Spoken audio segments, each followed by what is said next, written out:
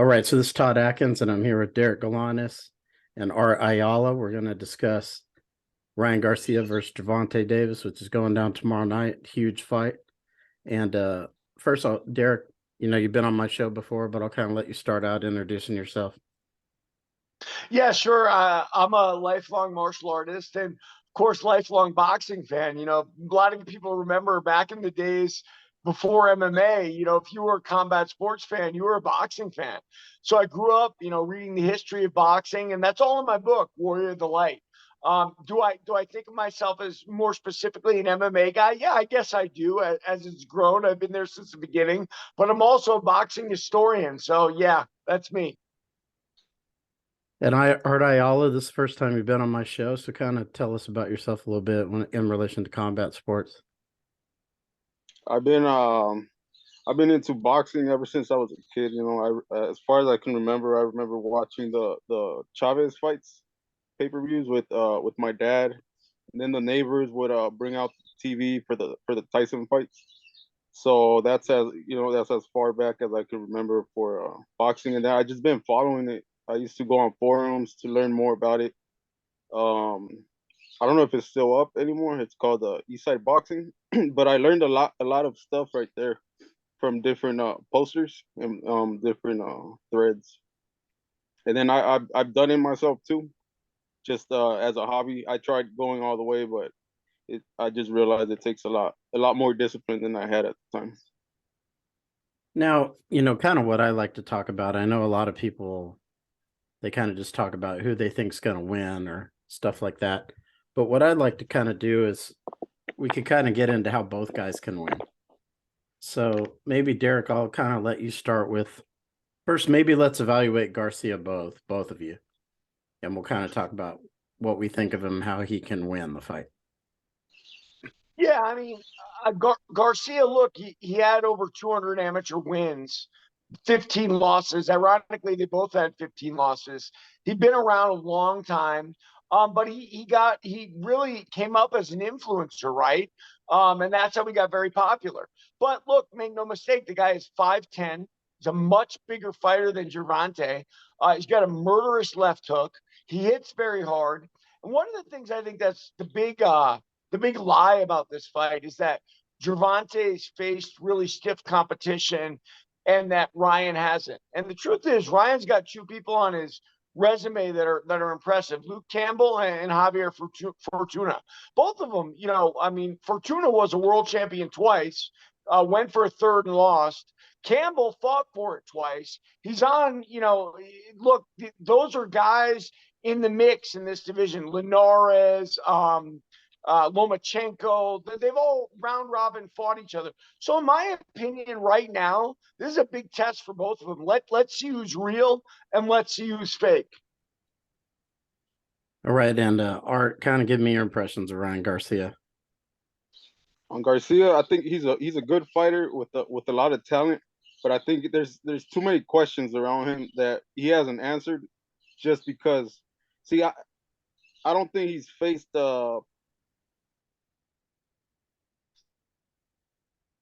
top competition, but like I think Fortuna was inactive for a while before he faced him. I'm not too sure on that. Another thing is all those times he pulled out on fights. To me it says insecurity on like I think he was supposed to fight Jojo Diaz, and then he pulled out of that fight. Um, he looks very impressive on videos, hitting mitts and everything, but a lot of his opponents, they were put there for him to dispatch them quickly out and get maybe a KO on them. And then I think some of them went the distance, or when he does hit the fighters, they don't go down like you would think watching him on training. So then I don't think he's faced too much adversity. Um, like Derek said, he was an influencer, so I think he's gotten a lot of money early on, and I think that could spoil a fighter as far as his hunger for to be top fighter. Um, so yeah, that I think there's just too many unanswered questions. The one thing that nobody can doubt is his hand speed. And then he's always fighting almost like the what is it, the European style with his chin high up in the air.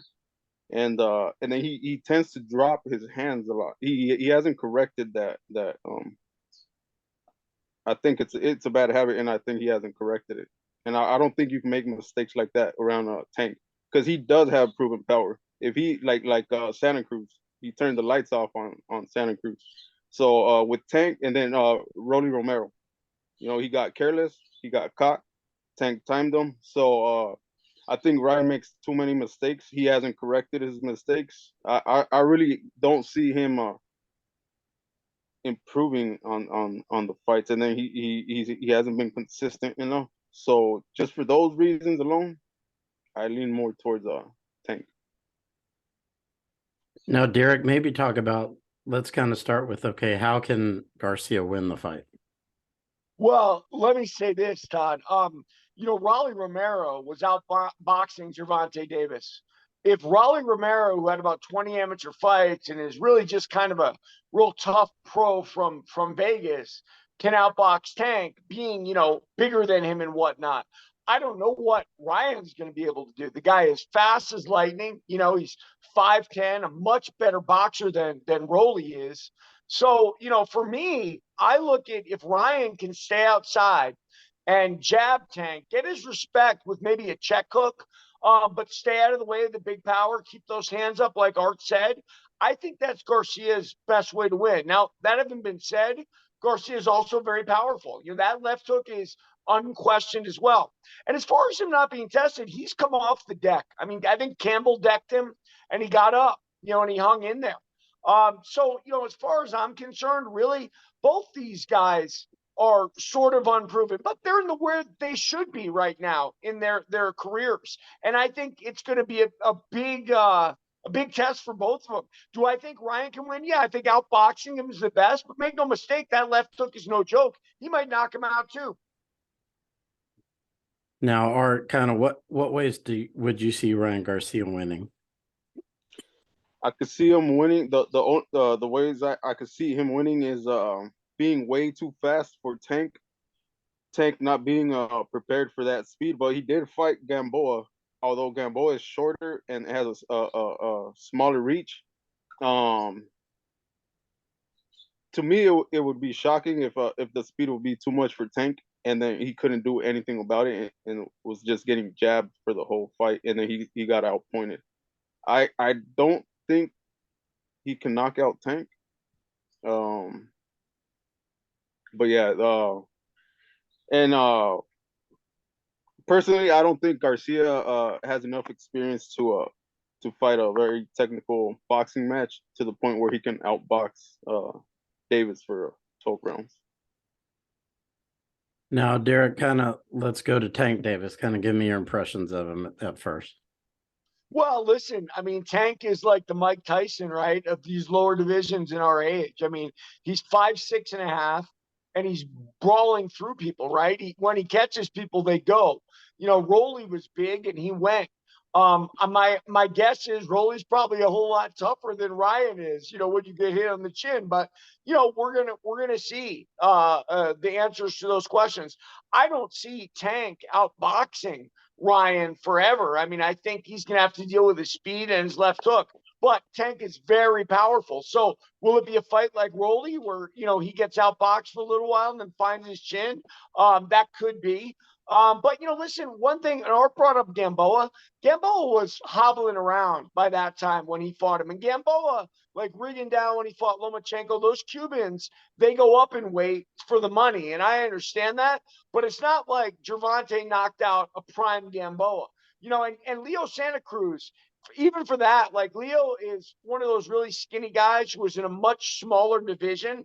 So even that victory, I'm not going to credit overwhelmingly. His biggest win, Gervonta, was Jose Pedraza. And that only was clear after Pedraza, lost the featherweight title to him. Pedraza beat what's that guy's name, Art? The guy I knew in Beltran, LA. Yeah, Beltran out of Wild Card. yeah, Beltran. So Beltran, they thought he was on the rise, and And yeah, Pedraza outboxed him clearly. So, in my personal opinion, they're about even on record. But Gervonta's power is what's going to make him win if he wins. I thought Lomachenko struggled with Pedraza a little bit too. I was just gonna say that for the first rounds it was a pretty even match. I was surprised because Tank took him out pretty easy, and then when we saw, I think it was in 2019 when Lomachenko faced Pedraza, it was it was a little bit even for a while, and then just Lomachenko eventually took over the fight in the later rounds. Yeah, I'd say for about the first half of the fight, it was very competitive. You think it had anything to do with? I think Pedraza is a southpaw, right? And he's a big guy. You know, I think he's kind of a tall guy, bigger guy. Now, Art, kind of give me your kind of like initial impressions of Tank Davis. Um, I think well he has that knockout power, that one the type of punch that if he hits you, your lights are going off. So that's always a plus. I think his ability to set you up is underrated. Um and because I watched just today earlier, I watched again the Romero fight, and the first time I watched it, I thought Rolly was kind of winning the first rounds, but watching it again today, um, I think Tank was actually plotting and kind of setting them up and waiting for the right time to kind of counter him. I don't think I've seen Ryan set stuff up like that. Um, another thing, Pitbull Cruz, he was he was kind of beating up Tank, and he weathered the storm. I mean, it was questionable whether it would have been a draw or gone to Cruz or Tank. But the fact is, he got a real tough opponent there that was smacking him around, and he kept his composure. And so his ring IQ, I think, also edges Ryan Garcia. So that's what I see in Tank. And then he's a lot more athletic too. You can see it with the jump, that jump he's always doing. And then Garcia, he kind of looks flat-footed when he fights. To me, he's not as light on his feet as Tank is.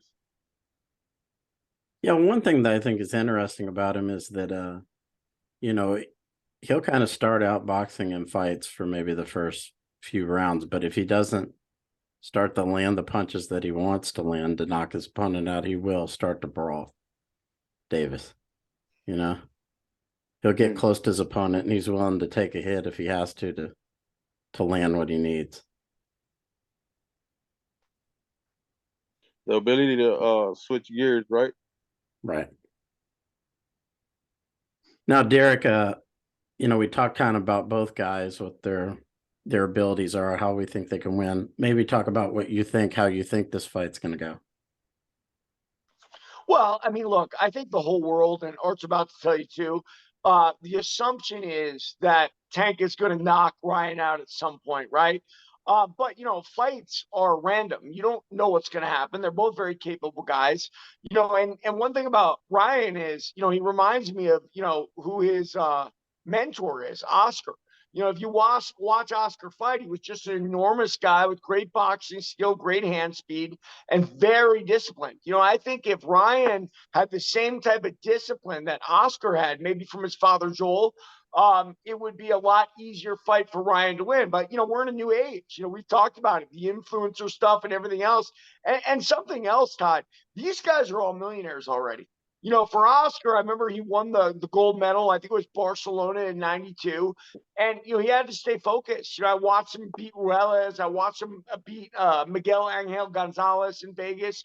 But any point where he fell off, they robbed him. They robbed him once against Sugar Shane. The first fight he probably lost. In my opinion, they robbed him against Trinidad. I mean, he thought he won, so he's moving around. But back to Ryan, I don't think he has that same type of discipline that Oscar has, and that might be his failing. But it's hard to have discipline in this day and age, man. There's so many distractions. Now, Art, kind of, how do you see this fight going? I think Ryan's gonna see something he hasn't seen. I might be wrong because I mean there's always sparring, but they say that sparring in the actual fight is different. So I think he's gonna be surprised that he's not gonna be able to get away with all those mistakes he makes, especially with Tank. I could see the first rounds, Ryan being too fast, and then Tank, because I think you just said it right. Tank kind of takes the first rounds off to kind of study his opponent and watch how he's gonna come at him. So I could see Ryan taking the first rounds, and then after Tank identifies all the mistakes he's making, he's gonna try to make him pay for all those mistakes. And like I said, Tank's the type of guy that he could end the fight with one punch. Yeah, let's talk about that because when you have a fight, it's going to be hard for Garcia to go the whole fight without getting caught. Now, maybe he catches Tank, maybe. But Yeah. when you're facing the power puncher, it's hard to go all that time without eating one or two. You know, Derek, what do you think Also, about that? Look, I mean, in boxing and MMA, you get hit. Everybody learns how to take a punch. So, one way or the other, that's got to happen. The fights are always different, right? It's a whole different mentality. You haven't sparred with the guy, you don't know his habits and whatnot. So that's the great mystery of fights. Why guys don't like fighting their sparring partners, right? The mystery's gone, and they don't want people to know their tricks. So, it's going to be them figuring each other out. And the question really is, does Ryan have the maturity to rise to the occasion? Tank's proven that he is a durable, nasty fighter. Look, what you would say, just looking at the roots, Tank's from Baltimore. There's not a grittier place on the planet right now than Baltimore. He was trained by Calvin Ford, who was the inspiration for Cuddy in The Wire. Came out of jail and started training kids. Look, so you would think that Gervonta is going to eat, LA boy, influencer boy for lunch. But listen, man, it's a fight, and Ryan's got a lot of talent. So we'll see. Now, Art, what do you think about for some reason Garcia seems pretty confident. Do you think he believes what he's saying or? I think he does believe what he's saying. Yeah, he seems very confident. And then I don't know. I don't know if it's real when they're betting the purse on this fight. But I don't know if you remember. I think when he was watching the Romero Tank fight, I think that was the fight where he's sitting right there in the back, and then he's trying to join in on Danny Garcia and Earl Spence, and I think he makes the bet for I think a couple of grand. I forgot how much. And then right as he's saying it, then I think Tank takes out uh Romero, and he said it so confidently, and then I think he paid up too. So I think he's just I, I think he's kind of I think he hears people doubt him, and I think he's trying to get accepted by like the rougher crowd. That's what I think. He comes off as a good kid though. Yeah, Derek, what do you think about his bravado? Like he's saying he's going to end it in an instant, like McGregor against Aldo, that he Yeah. kind of feels that way. So I like pointing to Morpheus in the Matrix, where he tells Neo, "Don't think you can, know you can." And when we're talking about fighting, you have to know you can. You have to believe, no matter what, you're the one who can get that guy out of there. And if you don't believe that, you're in trouble right from the gate. Because a lot of fighting is very much mentality. Once all the physical tools are in place and whatnot, then it becomes a mental edge. And right now, look, everybody's giving the mental edge to Gervonta Davis, right? For a lot of the reasons we've already discussed. But Ryan has an opportunity to prove all his naysayers wrong, that, I'm not just a pretty face. I can box like my mentor could box, and look at me go. And if that happens, Ryan will be the new biggest star in boxing. I'll be back, guys. Okay. Now, let's kind of get into this Ortiz Fury thing. Now, the way I want to come at it, I mean, we can talk about who's going to win maybe a little bit, but what I really wanted to approach it in was we're all in the MMA world, us are kind of focused on Francis Ngannou, and is he going to get an offer? With Fury taking this fight, it's probably obvious that Fury's not going to be an offer, at least for a little bit. Do you see him like getting an offer from Wilder or somebody? Well, okay, so with all the pay-per-views this day and age, with all the promoters because of the business model of boxing, yes, I believe that Ngannou is going to get a fight.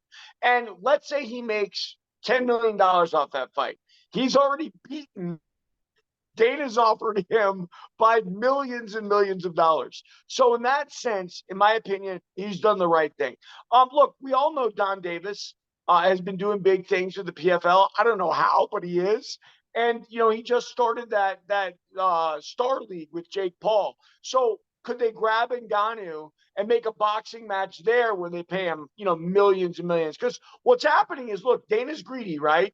He's got a hold of the UFC, and he's got a hold of the most popular mixed martial arts venue, but the rest of them have to pay their fighters if they want to attract anything. So Ngannou is in a real good pole position here, much better than waiting around for Dana to set him up in MMA and the UFC. I mean, I think he did the right thing. Now, do I think he can compete as a boxer against any of the top heavyweights? No way. I mean, the boxing level in MMA is so absolutely low, it's not even funny. And that's a subject for another time. But so Ngannou has been away from that for a long time. I don't think he's got a prayer against those guys, but guess what? He's going to cash out. Right, but I think what people are missing or people aren't thinking about, or maybe it's just that a lot of people in the whatever you want to call the media and MMA, or especially YouTube people, they just kind of want to parrot what Dana White says. Because they want to someday, I think they have dreams of, being in the room with Dana White or being able to, you know what I'm saying? And the thing is, I think what they're missing is if Ngannou came out and got taken an offer right away, that would have been foolish. He needs to take time to hone his boxing skills some. The conditioning for boxing is different than MMA. If he takes a 10-round, 12-round fight, whatever. Do you think he's going to take any warm-up fights or no? No, because that would defeat the purpose. He's gotta make that money. Listen, he can get warm up fights in the gym. And we're talking about money at the end of the day, right? This is prize fighting, so he's going to do that. But Todd, again, he can't compete with those top level guys. He's been away from the sport too long, and there's a renaissance in the heavyweight division. It is really truly global between Fury, Ortiz, AJ, Usyk. I mean, I remember the '80s. It was all African American heavyweights. In the '90s, late '90s, it was all Eastern European heavyweights. Now they're from everywhere. We've never had a better heavyweight division. Right, but you don't think you could set him up with maybe at least one guy, two guys? Well, Todd, I mean, you can do that if you want to. You can give him a give me fight, but I don't know what the purpose of that is. At the end of the day, we're all trying to make money to survive, right? And he left his comfortable home in the UFC, making that paltry 500,000 to fight for a big money fight. I think he should go for a big money fight. And look, Deontay Wilder is the perfect matchup for him. Why? Deontay, like his boxing skills are rudimentary. What makes Deontay special is his blinding power, right? So if Ngannou has a chance against any of them, I think it's going to be him. I don't know that. I don't think he has a chance against Deontay either. I think Ruiz knocks him out. I think Fury knocks him out. I think Usyk knocks him out. But maybe, What about maybe Anthony Joshua? What do you think? What about Anthony Joshua, Derek? I think Anthony Joshua box circles around Ngannou. Oh, you think so? Okay. No. I was thinking if anything, he might take him out. Maybe. So what we were talking about here, Art, is I mean, Derek had mentioned to me offline that Ortiz and Fury are going to fight, which means Ngannou's probably not going to get offered Fury anytime soon, even though they were talking about it. Maybe I could be wrong. Maybe they offer it right after this fight. Who knows? But because me and Derek are kind of like MMA, hardcores, I was kind of Mhm. asking him, do you think Ngannou's going to get an offer from somebody soon? I think I read somewhere that Dubai made a big I think like a 4 or 5 big fight deal for heavyweights. He might be in that mix. I didn't read too much into it, but I did read that they had made a like a 5 heavyweight fight deal. And I think that Ortiz I mean Ruiz Fury is might be one of them. Yeah, and the other thing that I was telling Derek that I don't think a lot of so-called media or some of these YouTube people, I mean, I do YouTube, so but what I mean is a lot of them in MMA at least, I think they have this dream that they're going to be in a room with Dana White, so they just parrot anything that he says. And Ngannou has no value. He's not going to get any fights. I see them all saying this stuff. And what I was telling Derek is it would probably be dumb for Ngannou to take a fight right off the bat as soon as he got out of the UFC. He needs some time to work on his boxing skills. And the conditioning's different than MMA. If he's got to fight 10, 12 rounds, it would Yeah. be foolish for him to just, okay, I'm done. Here we go. So I think him taking his time makes total sense. Don't you? Do you know who he's training under? That I don't. I mean, I know he was at Couture's gym in Vegas. I had seen him do some old stuff with Teddy Atlas a long time ago, but I don't know who's training him. I mean, maybe one of y'all could look it up or something, or maybe I can look it up while we're talking. But it would make sense to wait a little bit, especially if you're going to fight one of the good guys. Oh yeah, for sure. Because it like just like you said, it's different. The whole thing is different. And he has the power, but I mean, just look at Berlanga. He has power, but the minute they started stepping up gradually his competition, he couldn't deliver. I guess it got bad enough that I mean, Bob Arum let him go. That's a good point. Like I was watching a guy who's a local guy here in Tulsa, Dream Liam Milton. Did you see him fight? He fought the guy who used to be in the UFC. He's had like a billion fights, and he didn't look all that good against him. I'm trying to remember his name, but his last fight out, and that's kind of what Art was saying. I mean, it's tough, man, and I think people that are saying Ngannou's losing value or he should go back to the UFC, they're not thinking about this realistically. They're just kind of wanting to parrot what Dana White says and hope that one day they'll be able to be around Dana White or something. What about I'm not too I don't I'm not too knowledgeable on MMA, but I did hear about this other thing called One Championship. I think it's based out of Singapore. What about they don't have anybody for Ngannou, or is he set on doing the transfer over to boxing? I think for one, it'd be hard to pay him what he wants, Okay, because he UFC was offering him, I think, like 3 or 4 mil a fight. Am I right? Or was it more than that?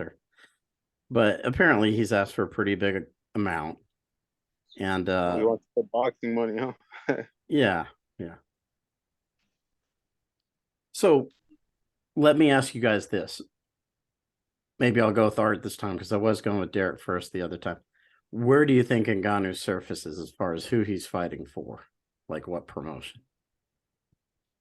Hmm. Uh. I think if it's money, what he's after, I'm not sure who has the most money for him at the moment. Uh, there was rumors that PBC was short on money. Um, I don't know how much money what Jake Paul or what's his name, that YouTuber. That's him. Jake Paul, that's him. Eddie Oh, Jake Hearn. Paul. Yeah, Jake Paul might have the money to throw at Ngannou, and then he likes working with the MMA fighters. So, and to piss off Dana White, Yep. I But mean, who do you think I would take haven't a read too chance on much. him from a promoter's perspective? Who do you think will get behind him? Mm, Eddie Hearn, maybe. Yeah, I mean, that's what I was kind of hoping. But there's something I'm a little suspicious of, and maybe we can get in this a little bit, is that I feel like UFC is going to buy somebody's stable. I don't know who it's going to be. That'd be terrible if they bought Eddie Hearn out and now Ngannou's got to negotiate with Dana White again. Mm. What do you I, think I about I that, Derek? I didn't read anything. I haven't heard anything about that. So Dana White is trying to get into boxing, or what's happening right there? Yeah, they were talking about it, and I was talking about a guy that I do shows with, and we were saying, what's left for them to purchase to merge with this. They bought WWE. Boxing makes sense. Derek, where do you think Ngannou's going to surface? So look, Todd, there's obvious contenders. I guarantee you Don Davis at PFL is making a big pitch to Ngannou, right? You can do MMA. You can also do your boxing, right? Because we have that now with Jake Paul. ONE FC has got a giant Russian over there. I think he trains in Thailand at Tiger MMA or something, or Tiger Muay Thai, that is calling Ngannou out too. But look, we all know Ngannou wants that boxing money. I think what you guys just said, Eddie Hearn is the logical one. I think AJ's a logical guy. He's vulnerable. I think if you want to give AJ the softest touch you can give him and still make him viable right now, it is Ngannou. Here's the problem, I think, Todd.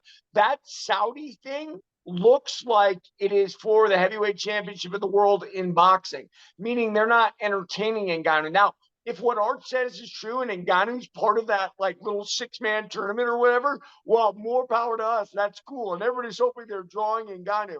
But I believe because there's so much money in boxing and the Saudis want to be involved in it, that probably what's going to happen is Ngannou's going to be odd man out with that for now. But that's okay. I mean, someone will surface. If Ruiz fights Fury, he's going to lose, and then he can fight Ngannou. So something will come up for him. He's biding his time. He's not suffering. And by the way, I made a couple TikToks on Ngannou, and they went crazy, Todd. Just like you're talking about, all these Dana White lovers came out telling me how Ngannou doesn't deserve money, and I told them, I said, "Look, guys, the guy's heavyweight champion of the world. You can't say Dana. That's the problem with Dana. He picks who he likes. He didn't like the Diaz brothers. He didn't like Big Country Nelson. He's got this image in his mind of who should be champion and game.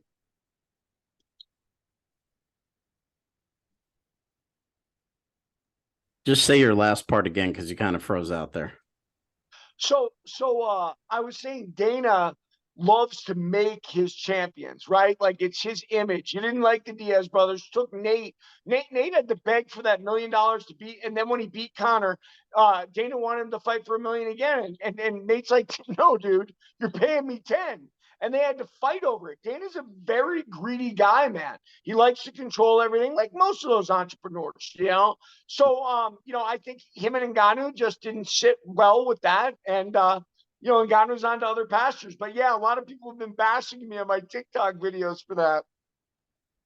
Now, let me ask you guys this. I mean, how interested are you with Ortiz and Fury? You mean Ruiz, Andy Oh, I'm Ruiz? sorry, Ruiz. Yeah, Ruiz and Fury. I'm sorry. Well, I've been wanting to watch that fight for a while. I've been following Ruiz since he was with Top Rank, and see, I think he became a champion when he fought what's his name, Peter, the guy over in New Zealand. Um, Derek, do you remember his name? Yeah, The I guy know from, who. Joe Parker. Joe Parker.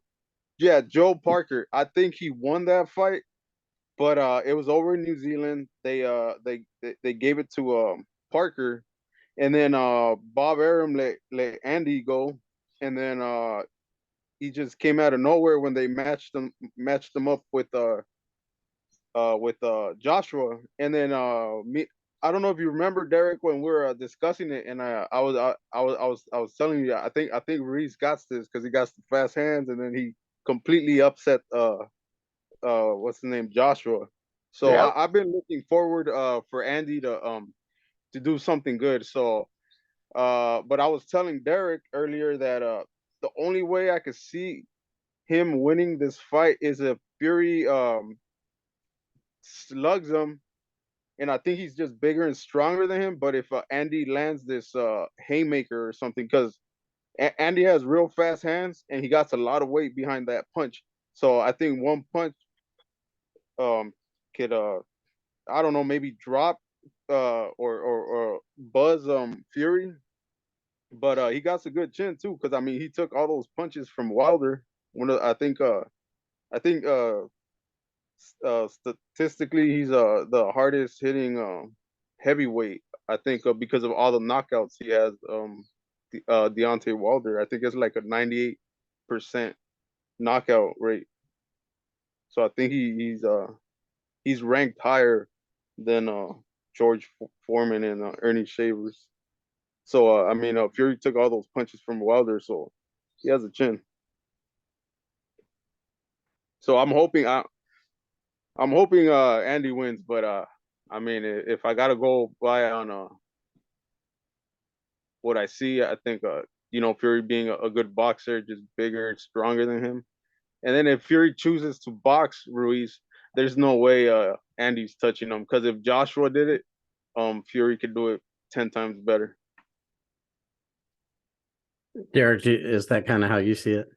Yeah, I was gonna say, that was where I was gonna go, and then Art closed it. It's true. Like, it depends how Fury decides to fight. Like, I'm concerned about his lay on him thing. Like, I know he laid on Wilder and he wore him out, but Wilder, if you actually look at him, is a lean guy, right? He's really lean and muscular. Andy is like a tree trunk, right? So I don't know that will work well for Fury. And then at the same time, he exposes himself to that blinding hand speed. I happen to think Andy's got quicker hands than even Mike Tyson had. And I know Art will get upset about that because Art's a famous Mike Tyson lover. But yeah, listen, man, I think that's where Andy could win. I will say I think Fury should stay outside and box him. And like Art said, if that's what AJ could do the second time, if Fury does that, he'll be just fine. Now, let me kind of ask both you guys, as your big boxing guys, is it kind of like boxing's having a little bit of a resurgence? We got a kind of a stretch of really good fights coming here, at a time when, the past few years where people were saying UFC was kind of overtaking boxing or something to that effect. I never really bought into that, but, we're kind of having a resurgence here. So maybe Derek, talk about that a little bit. Sure. I mean, look, I'll tell you this, Todd. What boxing needed to get rid of was one man. That man is exactly like my father, which I write about in my book on crime, greed, and fear. A man who manipulates and takes all the money for himself. If you look at like all the 80s heavyweights, they're a bunch of fat, underachieving guys. I'm not saying they weren't talented like Tim Witherspoon, but that was because Don King was robbing every single one of them. There was no real motivation to do it yourself. Larry Holmes is very smart. He saved his money no matter what and didn't worry about that. But once we got rid of King, once Golden Boy came around, once Al Heyman came around, Arum got more, let's say, cleaned himself up a little because the game was different back then. Now, there's a lot of money. The boxing model has a lot of money for the fighters. So the more money there is for the fighters, you're going to have more people going after it. And now there's so many more options. King locked up the heavyweight division. Everyone there I remember Orlin Norris. He was out of San Diego. He was doing really well as a heavyweight. And basically, King said he's not in the list of the next 10 opponents for Mike Tyson. I mean, the guy deserved a shot. I mean, eventually they fought later, and Tyson clocked him in the second round after the bell, and it was a no contest. And I'm not saying that Orlin Norris would have beat Mike Tyson by any means, Art, so don't kill me.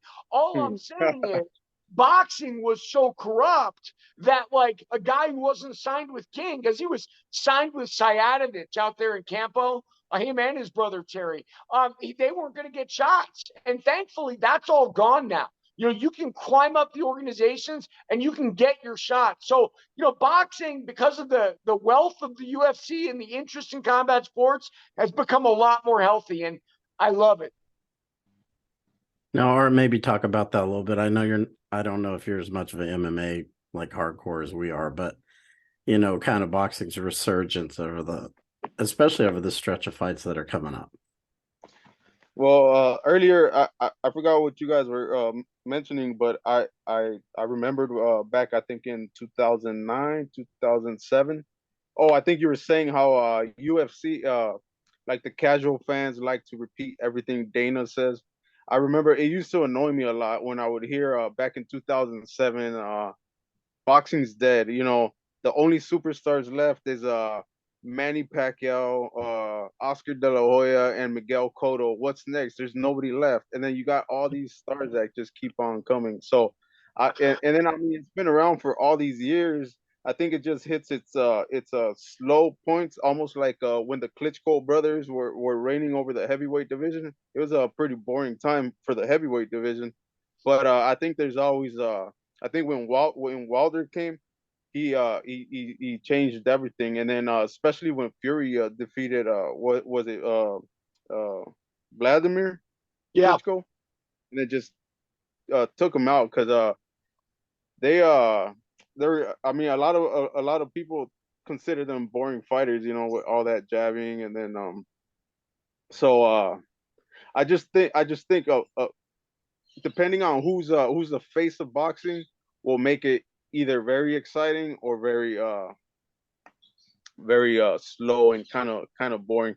And I think the reason why Floyd brought so many fans to it is because he's hated a lot, and then people would watch the fight just hoping he would lose.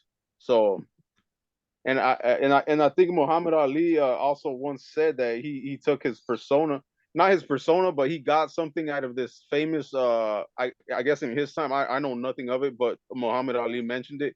I guess there was this wrestler, Gorgeous Georges, where he would come out with this boa and this robe in a mirror, look at himself, and everybody hated him. So people wanted to see him lose so bad, everybody would go to his fights, and I think that's where Muhammad Ali got his cockiness from. And I think Floyd did something similar. Look at Adrian Broner.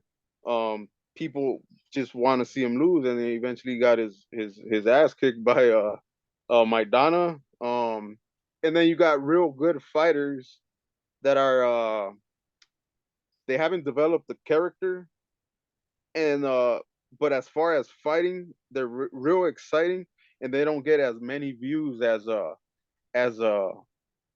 as somebody who talks a lot of trash. Or Victor Ortiz, he wasn't a great fighter, but you never know what's gonna happen when that guy went in the ring, especially when he hugged and kissed Floyd, and then he got his jaw broken, and then when he fought Andre Berto the second time, I think people were throwing trash cans at him. It just crazy stuff happens when Victor Ortiz gets in the ring. So I think that's why a lot of people tune in with him too, or at least back in the day. So, Well, I think he so I kind of got known for headbutting Floyd. yeah, and then I think Oscar had him as the next like his next big star up until he quit with Maidana, and then that's when he signed Canelo, because I if I remember correctly, I think he had a Victor Ortiz. He had a guy out of East LA called Frankie Gomez. They had Jose Benavides, David's brother. Because I remember Emmanuel Stewart comparing him to what's his name? Not Sugar Ray Leonard. What's the other one? Sugar Ray Robinson. The way he would throw his punches from a distance, and then from his waist, and then I guess he got real big when he went to the wild card, and he was putting up real good sparring with Pacquiao when Pacquiao was in his prime, and then Sean Porter was this big monster in the gyms, and then Jose went over there and just completely boxed Sean Porter. But like I said, this was all sparring, all in gyms, and then time went on, and then Sean Porter became the champion. Benavidez didn't meet his potential, and then yeah, so yeah, I completely lost the point of it, but Yeah, Listen, well, what we were talking about was kind of boxing's resurgence and how we're seeing a bunch of guys agree to fight each other, which seemed to be a little bit of a difficulty over the years. Why do you think that's happening, by the way? I think Maybe it just Derek. makes it more exciting. Okay. But Almost Derek, why like do you think that's happening, that these matches are being made now when they weren't for a while? well, Todd, what I said before, I mean, it was either Aram or King, right? And it was very much like a mafia style. Well, it was straight mafia the way they ran it. Because that was the time, like the '80s and whatnot. And things are opening up. You know, we're cross promotions can make deals now. By the way, I want to say something about Victor Ortiz. I happen to think the guy had all the talent any other world champion had. Problem is, he was mentally weak, and he displayed that in the ring. Like I remember, he got stopped by Maidana, and Larry Mertz is in there interviewing him, and he goes, I don't think I should have to take those punches. Do you, Larry? I mean, listen, that might be something your mom wants to tell you, but you better not say that on TV when you're trying to be the next superstar in boxing. You know, they kind of pulled him out of there like, oh, you what a moron. And you know, it just continued later on when he fought Floyd with his headbutts. And after he look, you want to headbutt a guy in the ring? I'm all for it. Get dirty because it can change the fight. But you don't headbutt the guy and then start making out with him. So, you know, it just shows his, you know, his mental limitations. And by the way, that's with everybody. I think Art brought up Jose Benavidez, David's brother.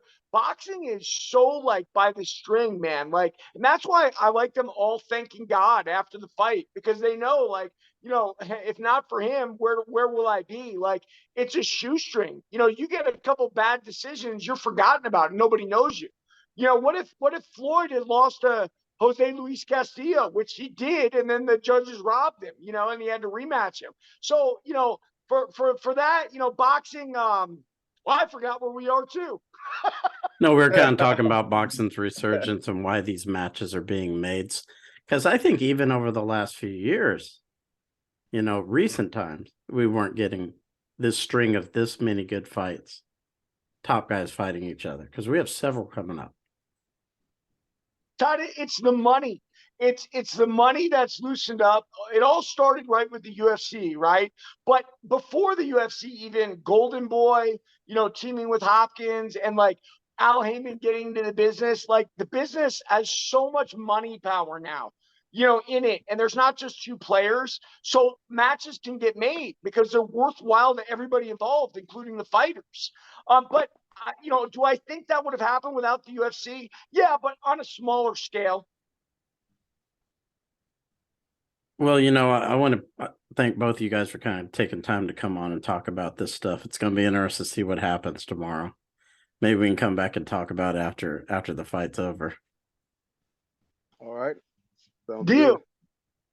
All right, so I just want to sign off for Derek Galanis and Art Ayala, and then we'll be back maybe after the fight sometime, maybe Sunday or something, see what we can do, see what happens. I hope everyone tunes in to Gervonta Davis versus Ryan Garcia. Till next time, take care.